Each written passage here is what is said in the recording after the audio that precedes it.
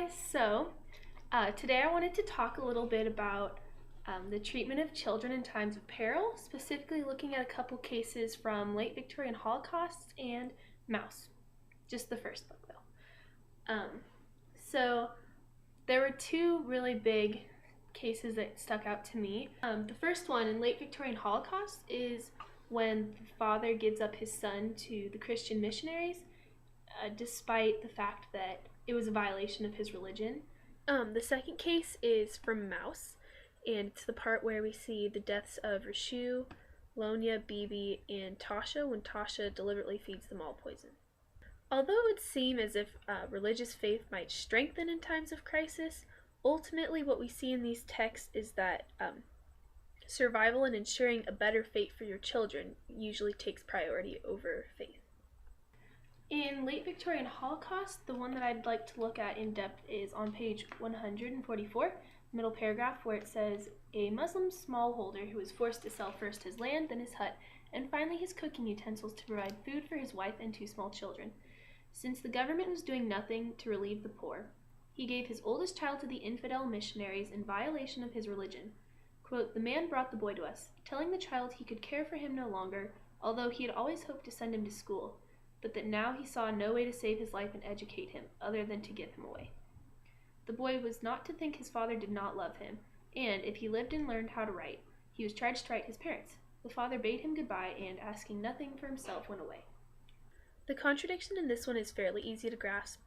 The father was sending his son to a mission that practiced a different religion than theirs, which was Islam, and in the hopes that his son would be able to survive the famine. He wanted to save his son's life and also provide an education to hopefully make it a good life too. But in giving his son to the missionaries, the father knew that the security of the son's soul would be compromised.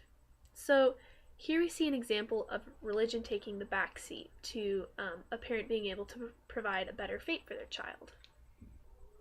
We definitely wouldn't see this happening in normal times, but these also were not normal times. So we're going to hold that thought for now. So just stay tuned, we'll be back. In Maus, page 109, we see Tasha saying, "No, I won't go to their gas chambers, and my children won't go to their gas chambers." Then Vladek says, "Always Tasha carried around her neck some poison. She killed not only herself, but also the 3 children." We hear about this moment from Vladek's perspective, which we know is influenced by religion from later on when we hear Art's wife talking about how she converted in order to appease Vladek.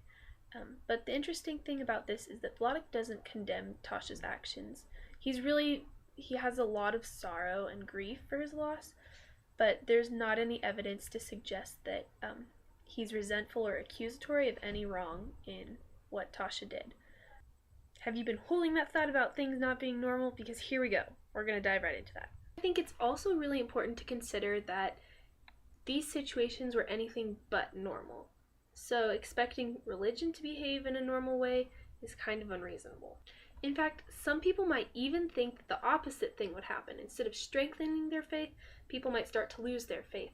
But in late Victorian Holocaust, we know that the father wasn't losing his faith because he directly calls the missionaries infidels. Still, traces of Judaism are still identifiable in Vladek's life as well. Normally, religion serves as a vehicle to help us maintain our humanity, but in extreme cases, it can actually become an obstacle.